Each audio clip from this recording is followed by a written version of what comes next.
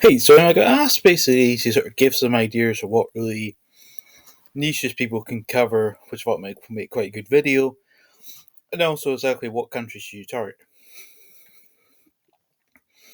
Well, basically any country which basically has a way for you to make money, and the money itself is suitable for whatever country, whatever money you're wanting, then basically pick that.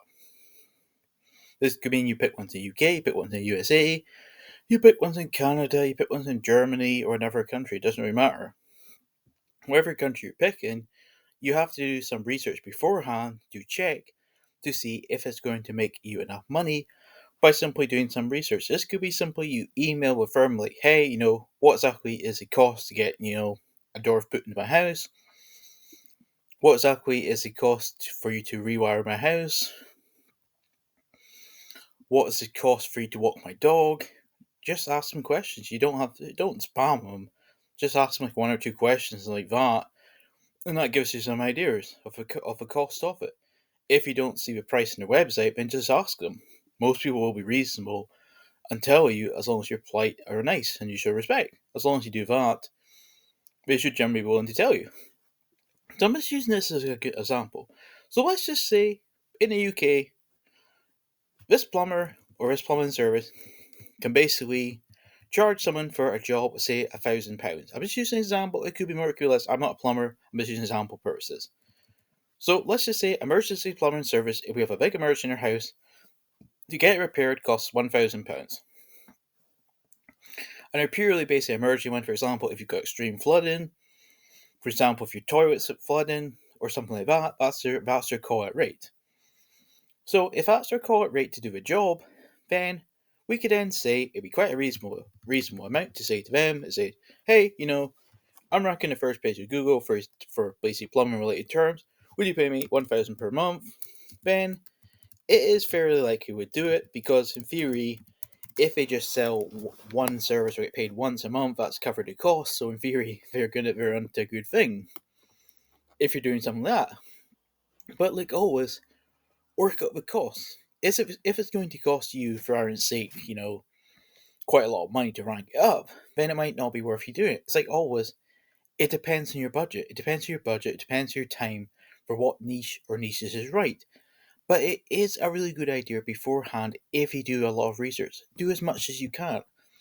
If you say, I want to, for example, purely deal in the plumbing section, then ask plumbers, do research into it. Do research into whatever country or area target. Find out what exactly is the standard cost to do the job. For example, in America, let's just say you find out in the state your target, doesn't matter which, you find out the average cost to do a job in that state is say $500. So if that's the case, if it's say $500, you could then say something like, we could potentially charge, say, $2,000 per month in order to get a first page Google. That might be a reasonable amount. But like always, you have to do your research into working out the cost per job and the cost for you to do it. Ranking to rent as a whole will generally be cheaper to rank up a site in most cases because in theory you're only targeting one area, one niche, one part of the country, one city, one town, one village in most cases. Some of them will be more expensive to rank, such as you're trying to rank first page, for example, for say London lawyers or New York lawyers. That would obviously cost a lot more than, for example, dog walking services kind of stuff in the local area in most cases. So it's like always is basically picking whatever niche you think is going to get you the money. And some other basically ones you could potentially target, for example, maybe a toy shop. Maybe it's people in that niche who are interested in toys that are on a say third page, fourth page. You could then potentially try and target them. Like, hey, rank first page. Would you pay me say £2,000 to bring it to first page of Google, and then you'll get all his sales, all his leads?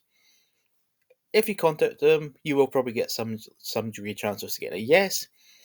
As long as you basically present proof, show your site, and then you redirect if you want to do it that style, or you can as well rebrand it to your site so your site looks similar to theirs, and they think, okay, it's just another version of that site or another sister company, something like that. That's what you can do as well, or simply just do redirection. It should basically boost it forward to our person's site to first page of Google in most cases. So you can basically target anything local wise. But there's not really any, limit to what business you can have, more or less. I mean, for example, I'll just see if I've done I got it here in this list. But let's just say you want to target carpenters or carpet fitters. You could do that. You could target carpet fitters, easy enough. You could target people who clean windows, people who put double glazing into houses, people who are window fitters. You can basically target anything local business wise. There's not really any limit to what you can do. As long as there is some demand for this sort of service in your area or wherever you target, it doesn't really matter. I mean, for example, yoga itself is pretty popular. You could maybe find somewhere there's a lot of local yoga businesses which are basically not in the first page of Google for keyword phrases. You could target like, hey, I'm first page of Google. Will you pay me some money and I'll bring your yoga site to first page of Google? And they'll probably say yes. So you can target yoga places, you can target bodybuilding places, you could target potentially personal trainers. There's basically no limit to really what you can be targeting niches. There's not really, you only got to stick to one niche. If you really want to, for some reason, you want to become, say, the expert in that niche, expert electrician, expert engineering, surveyor, whatever you want, then you can do these things. It's basically just picking what you think is going to work. But if you're going to do it, always do your research. Try and find out what exactly money they can potentially make, either from a lead perspective or from a rank to rent. If you're selling leads, then you have to try and work out what it's going to cost. I mean, for example, if we work out for leads or for a job, it's only gonna, for example, first they only sell it for £25, then even if you get say £10, it's not that much money as a whole, so it might not be worth you doing that. But if you find another one, which for example purchases maybe it's a plastic surgery you're dealing with, let's just say I don't know plastic prices, but let's just say for example purposes, you get a plastic surgery job at say £3,000 for example purposes. If it's £3,000 and we're selling leads, we could potentially get quite a lot of money because there's a good amount of money back to them. So we could charge something like to be reasonable, something like say 100 to say a max of say 300. We might say I don't want so much money if that's the case, and do what works for you, or you could go down to 50. It's really however you want to do it. But as a whole, try and do some research into contact different people in the niche and try and become some level knowledgeable about whatever niche you want to target, whether it's plastic surgery, whether it's hairdressing, whether it's some sort of medical services, whether it's a dentist, a fast food cafe, a coffee shop, whatever, a tea shop, doesn't really matter. But do your research into to try and find out what exactly sort of money these businesses can make from being the first page of Google. So, for example, if you do some research and it turns out that the coffee shop on the first page of, say, Google makes, say, for argument's sake, £10,000 per month, if you're making £10,000 per month, just for example, purchases from a website, then you could then say to them, hey, so will you pay me say 2,500, to rank it first, 2,000? It's really however you want to do it, but be aware whatever price you're going to go, if you have to as much as possible try and work out is it going to make money. If I mean, for example, if it was say, let's just say they're only going to make from your listing 2,500. Just for example, it doesn't matter what business, just a business in general. If they only can make 2,500 and you say to them, hey, I'll charge you 2,500, then they're making no money. So they're stupid in buying in most cases. So instead, if that was the case, you could say to them, to be more reasonable, instead say, would you pay me £1,000 per month? So then they make 1,500 in theory profit, of course, depending, of course, your expenses, but just say, make it simple. Let's just say we get 1,500 net profit for simplicity's sake. Then it's worth them doing it. It's like always, you got to try and work out what costs per lead, cost per sale, or the actual money is going to make it. That's the best way to tell you if it's the right niche. It's also worth as well if you can do some just general research. Read the people's websites who are first page Google.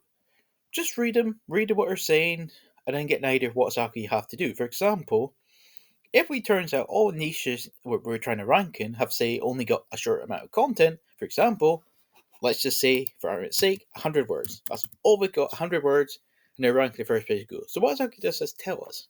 Well, it tells us as a whole it's not a very competitive niche for one thing, unless it's got a lot of good quality backlinks. Then assuming they don't, let's just say they don't to make it simple. If they don't, so if you do a 500-word article about the same topic, for example, purposes, we do 500. If we do 500 and we attach some quality links, in theory, Google itself, as long as our content's good enough, should allow us to quite easily outrank them if they haven't got many links and you've obviously got better quality content, better quality images, better quality speed, for example. If our sites in this niche are very, very slow, let's just say it take 10 seconds to load. If it take 10 seconds to load and you can go down to say 2 to 3 seconds, then in some cases you outrank them. So there's things like that you can do. Because in a lot of cases, people in a local SEO niche are generally, in most cases, you're not too, what we call too into SEO optimization sort of stuff or speed, that kinds of stuff. In some cases, it can be easy to rank them. In a lot of cases, they're using, well, quite often they'll use things like, Weebly or things we could consider which are not the best for basic SEO work. It doesn't mean you can't rank first with a Weebly or something like that or another site style, but if you have something and you notice these sort of things, you can, in theory, outrank it by using a better system. For example, you could use Blogger, you could use WordPress, you could use Python, you could use Julia to build it, or something else. It doesn't really matter. I wouldn't really recommend you go full coded unless you really want to for basically a local SEO site. But if you're into things like that, like I am, then yeah, go for it. Do it. Do what works for you as a whole. So do your research the best you can to find out what exactly is the potential money you can make. Because the main thing you should be wanting to get as much as possible, you want to make sure the person that hired you is making money. That's basically what you want. That should be your goal or your mission with it. If they're not making any money from paying you, then there's no point in paying you.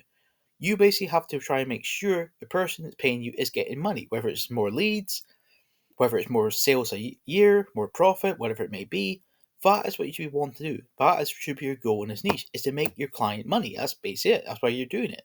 So try and do some research into your client to find your clients or your niche to find out what exactly is the right amount to sell leads if you're going to go down the lead route or if you're going to rent and rent. Try and work out, if possible, for example, purposes, what is the potential sales you can make per month?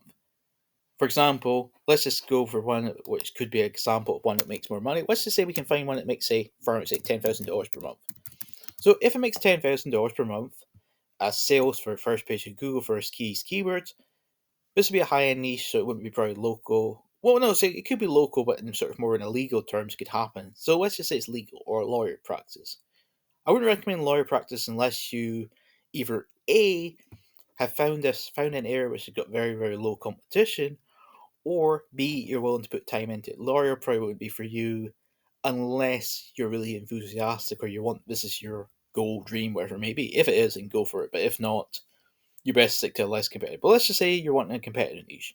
So let's just say for them being the first page, you can get, say, $10,000 sales per month. So if that's true, then I think it'd be reasonable for something like that. We could charge them, say, $2,000 to say 3,000. You could try for more, but I think you get, if you do that, you've been a bit too greedy. So say 2,300, sorry, 2,000 to 3,000. To then, in theory, make between 8,000 to 7,000 to 8,000 sales per month. If that's the case, then that might be something you could do. So you could do things like that if you enter a more competitive niche or a niche which is going to lead to profit. But if you've never done this before, this might be too hard for you, or you just might not have resources. Be aware when you're doing these sort of things as a whole, you won't generally make money until you either sell it to someone or you have some affiliate offer in place. If you have an affiliate offer, which is something you may want to look into beforehand, for example, let's just say we do go for the lawyer route and we can't for some reason close the quiet. But let's just say we can work out, or we do a bit of research beforehand, let's just say we can make, talking about legal matters in this niche, we can make, say, 2,000 AdSense. I'm just using 2,000 example, it could be more, it could be less, but let's say it's 2,000. So if that's the case, if we can in theory make 2,000, AdSense money, we could then simply keep it running as a sort of a law advice blog or a law practice, a pretend law practice or a law blog, whatever you call it. We could just keep it like that, make money from AdSense, and then do more articles. So turn it into like an affiliate site if that's the case, or we could have two other options. We could simply approach different law practices like, hey, we're the first page of Google. Would you have any interest in buying our site? This is the sort of stats we got. Someone will say yes to. I mean, for example, let's just say a lawyer for some reason's left his past practice. It doesn't matter why, but he wants to basically start his own practice. So he's left it. You could say to him, hey, so I see you left your practice. I've got a site which is ranking well for legal terms. Would you pay me some money for it? And then you basically negotiate to whatever you want, the best you can. You sell a site, you make money that way. Or you can potentially try and flip it to other people who might need a legal site for some reason, doesn't really matter why, and you make money that way. So there is quite a lot of routes for you to make money if your site itself you can't sell or you can't get a client. But you always have to make sure if that's potentially going to happen, you have to make sure as much as possible there is an affiliate way or some way you can make money. You don't want to, spend all your effort into it and it turns out, it doesn't make money. You want basically as much as possible a way to make money in most cases, or at least get a good return one way or another. If you can get a good return, whether it's money, experience, or whatever your goal is, then basically do it. But you always want to try and make sure when you do these sort of things that you have some potential way to basically either sell leads or have a rank to rent service in place. That's what you want to kind of go for as a whole. Anyway, that's all for this video. Thanks. Bye.